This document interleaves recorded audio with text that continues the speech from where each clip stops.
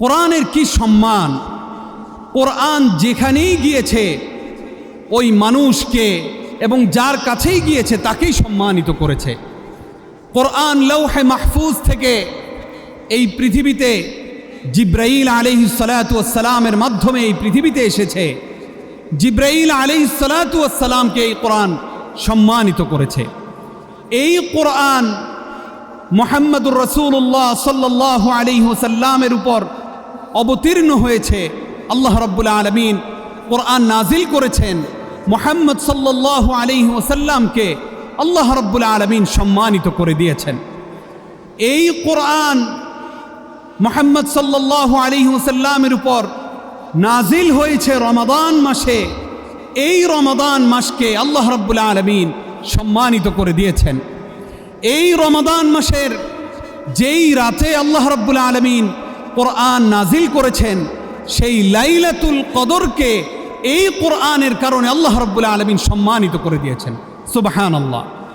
সর্বোপরি এই কোরআন নাজিল হওয়ার পরে এই কোরআন যেই হাফেজগণ মুখস্থ করে, যেই কোরআনে হাফেজরা এই কোরআনকে তাদের বক্ষে ধারণ করে, যেই কোরআনে হাফেজরা সুললিত কণ্ঠে আমাদেরকে তারাবির সালাতে কোরআন তেলাওয়াত করে শোনায়, আল্লাহ রাব্বুল আলামিন এই কোরআনের কারণে তাদেরকে পর্যন্ত সম্মানিত করেছেন। সুবহানাল্লাহ। সেই জন্য সম্মানিত দ্বীনী ভাইরা, এই রমাদানের মূল একটি দাবি হচ্ছে এই কোরআনের সাথে আমাদের সম্পর্ক তৈরি করা।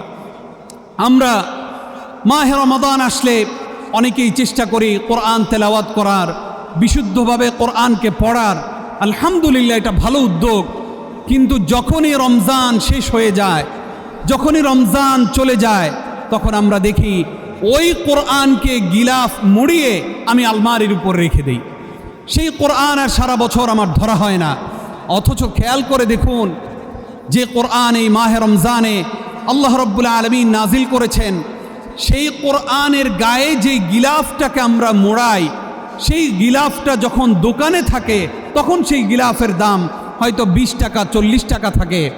সেই গিলাফটা যখন কোরআনের সাথে আমি মুড়িয়ে দেই, আল্লাহ রাব্বুল আলামিন ওই গিলাফটাকে পর্যন্ত সম্মানিত করে দেন। সুবহানাল্লাহ। সেই জন্য আসুন মাহে রমাদানের এই সময়টাতে আমরা কোরআনের সাথে সম্পর্ক তৈরি করি। যদি আমরা কোরআনের সাথে সম্পর্ক তৈরি করতে পারি, যদি কোরআন অনুযায়ী আমি আমার ব্যক্তি জীবনকে, সামাজিক জীবনকে, আমার পারিবারিক জীবনকে গঠন করতে পারি, ওয়াল্লাহি আল্লাহ রাব্বুল আলামিন আমার আপনার সম্মানকে দুনিয়া এবং আখিরাতে বাড়িয়ে দিবেন। সুবহানাল্লাহ। সেই জন্য মাহে রমজানের এই সময়টাতে আমরা বেশি বেশি কোরআন তেলাওয়াত করব।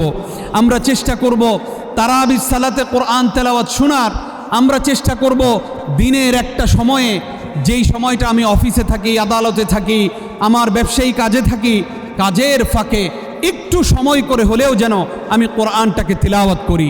আমি কোরআন পড়তে পারি না, ওই কোরআন যেন আমি আপনি শোনার চেষ্টা করি। আল্লাহ রাব্বুল আলামিন আমাদেরকে সে তৌফিক দান করুক। আমিন।